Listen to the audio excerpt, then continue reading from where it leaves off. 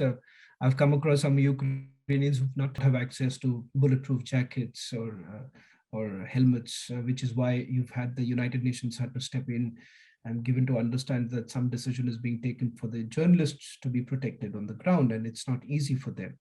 Sometimes it becomes very difficult to keep your emotions aside, especially when you're seeing villages after villages being burnt. As a journalist, to be able to do your reporting without any biasness becomes very, very difficult when you see such kind of situations unfolding before our eyes.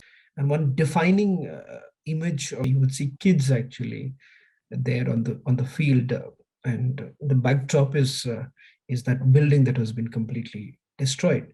The other problem of this war for journalists, that many journalists are underestimating the threat, the threat that they're facing every time when many of them got shelled.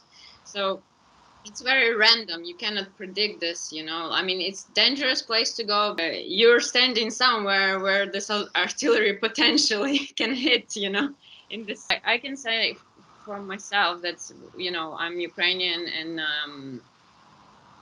and for me, it's hard to see those people in the pain and to realize that this is not their fault. I'm seeing these crying women with kids, and I mean, they're not Nazi, and they're definitely not from military, right? But they're struggling. They're homeless. They have nowhere to go. It's hard to see the kids of the war, how they're how they become the victims of stories. They're like, I don't know, they're heartbreaking is not the word to describe the stories. It's like kids, the kids from the orphanages that can be evacuated. It's someone of my friend who is a Ukrainian journalist. He's missing. So we are trying to find out him. We are trying to get as many information as we can.